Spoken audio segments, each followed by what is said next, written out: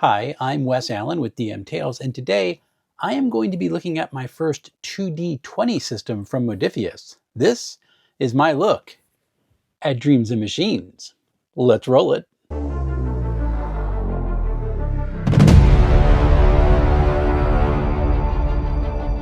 Starting out, I want to thank everyone who has done the whole like, comment, share, and subscribe thing to any of the videos on this channel.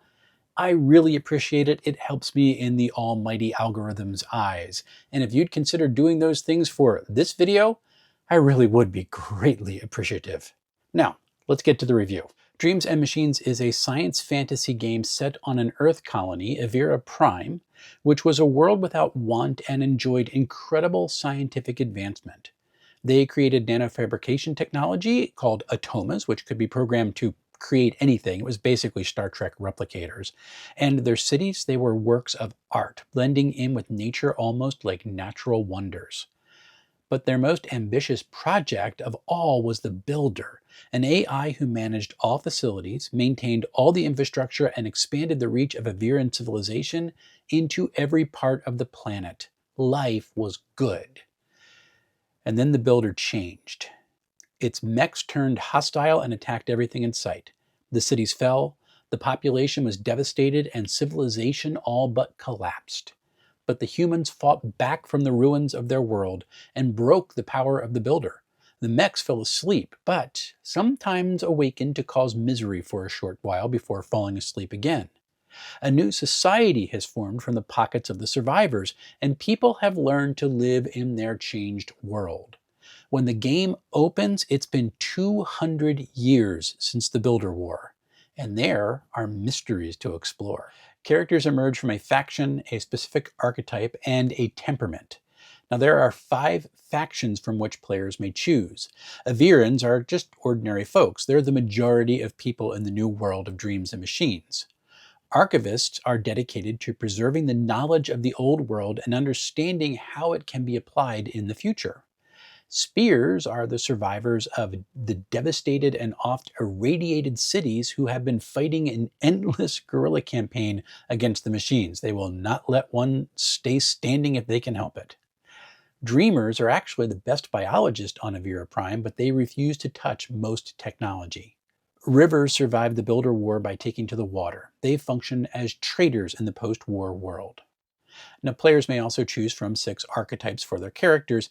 Each archetype has their own talent list from which players may choose as characters advance. Fixers are friendly, connected, and street smart. Gatherers haven't settled down in a specific location. They choose instead to scour the wilderness for useful things, always staying on the move.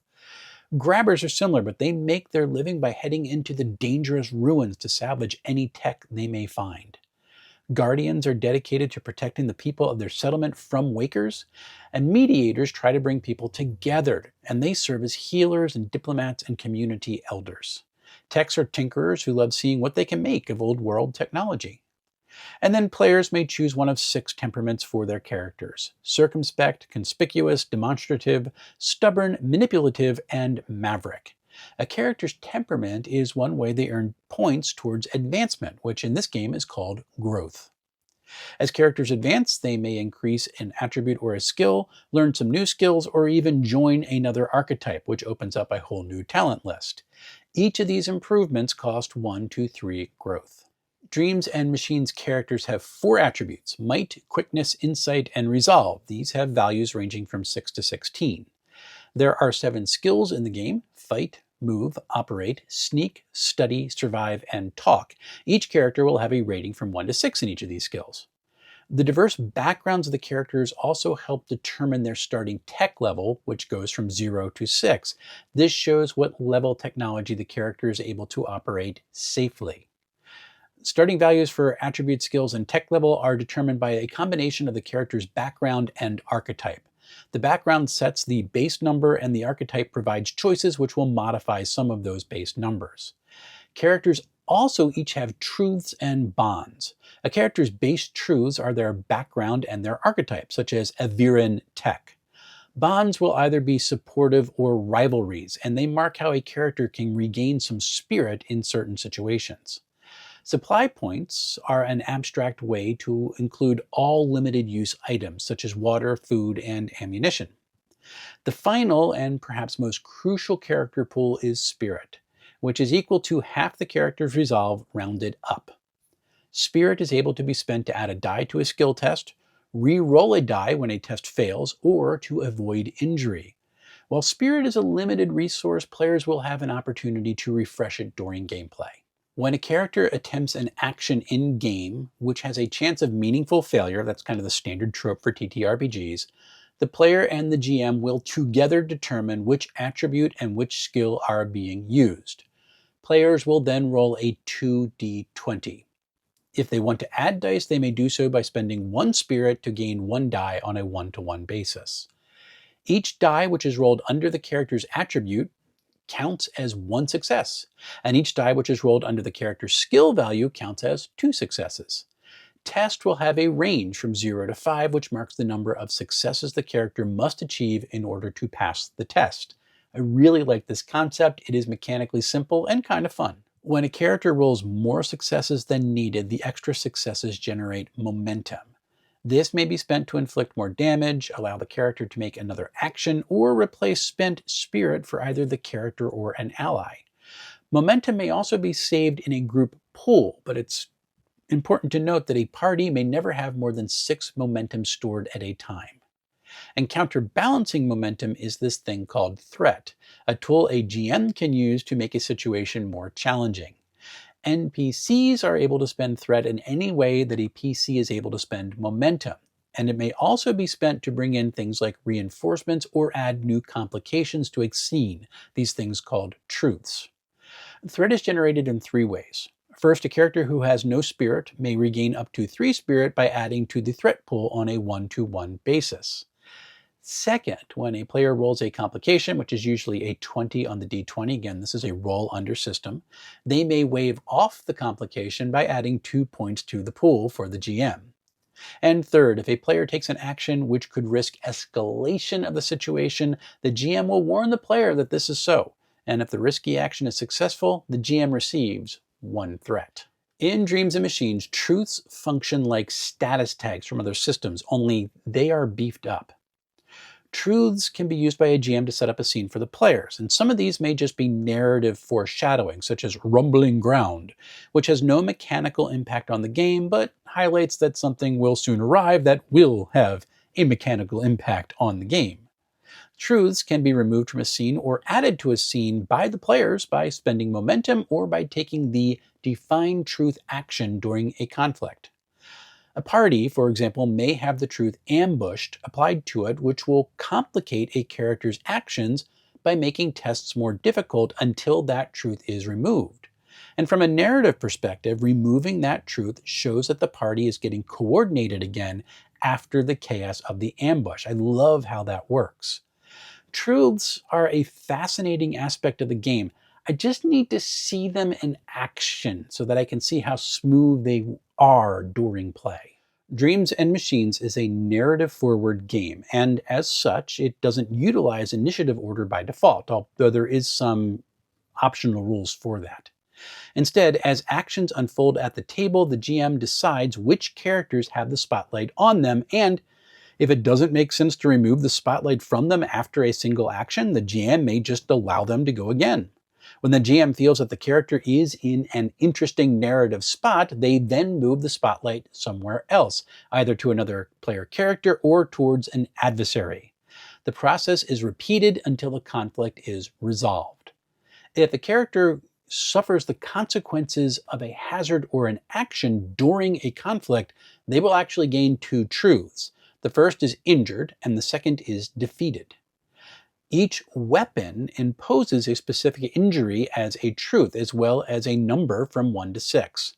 The damage rating is the cost in spirit which must be spent in order to avoid the injury, reduced by any armor a character may be wearing.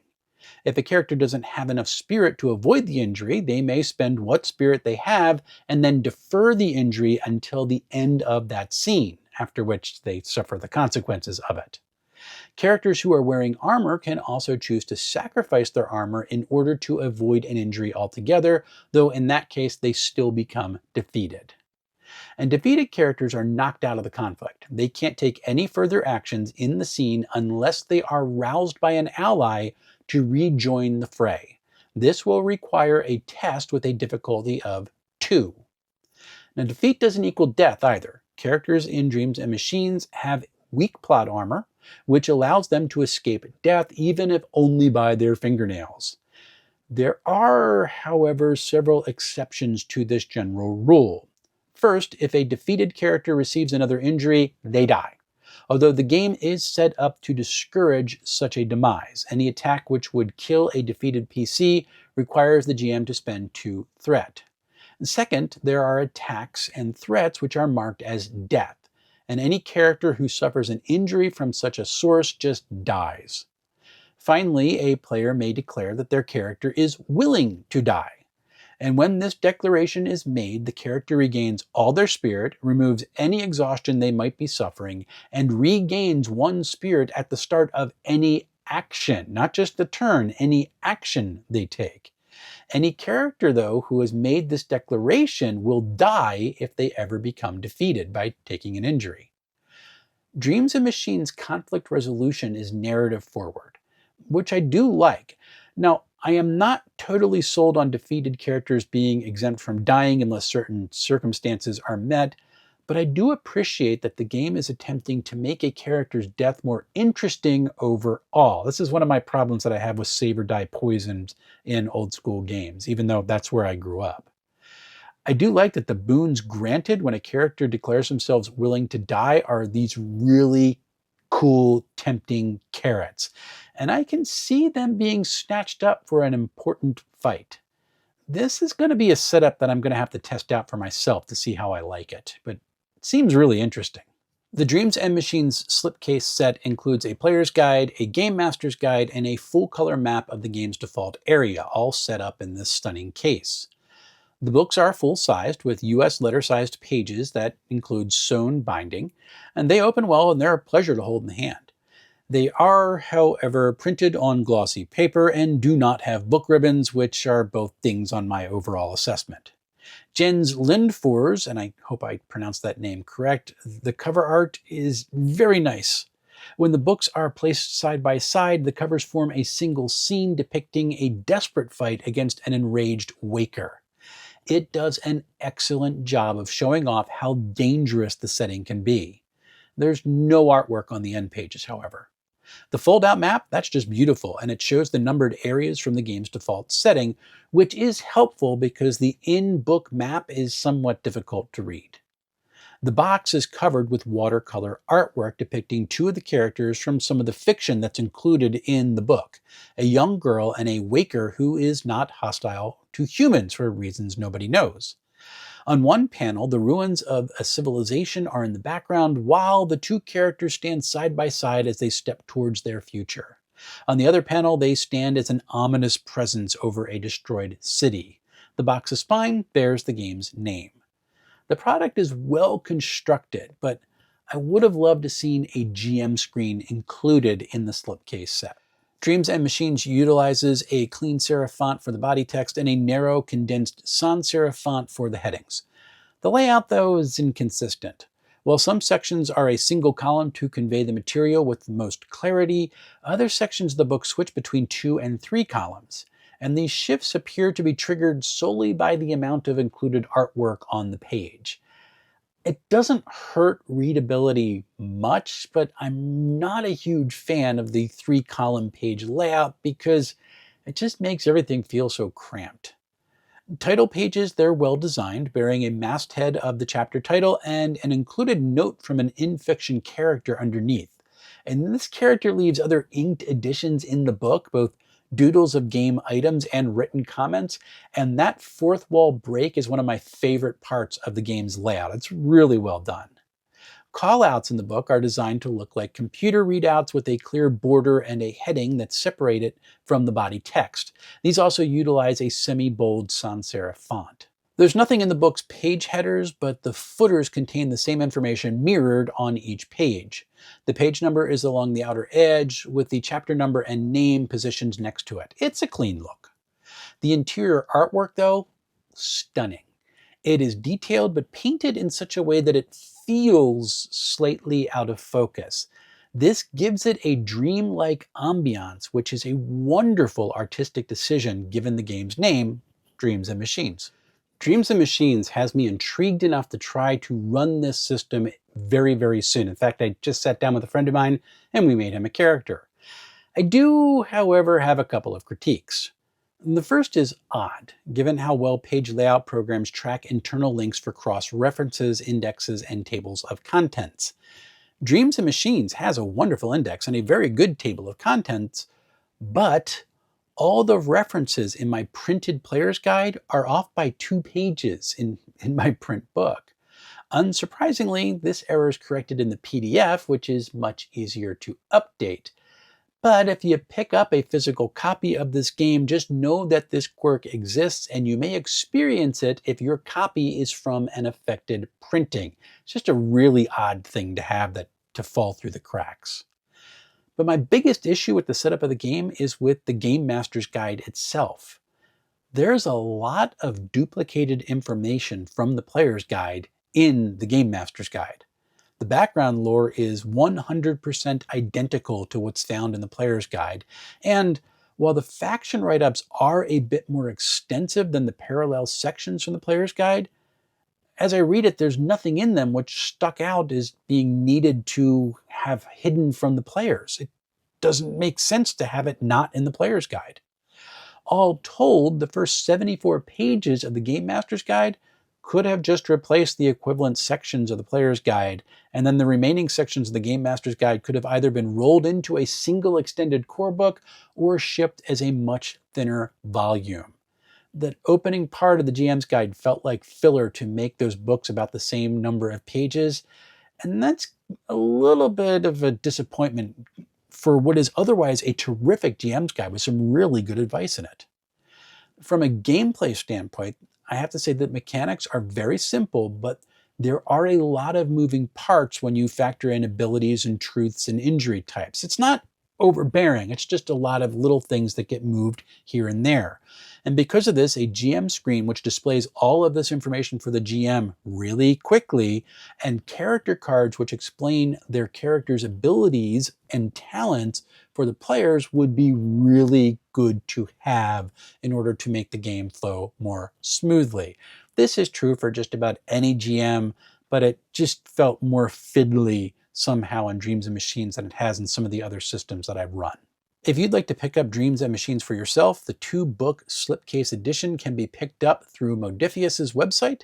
It is listed for $137.73 on their US site, which is where I picked it up.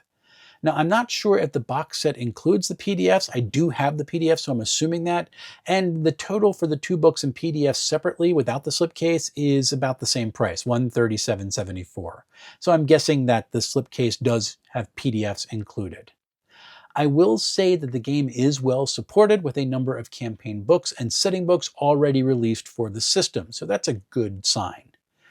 If Dreams and Machines sounds appealing to you, I encourage you, go check it out.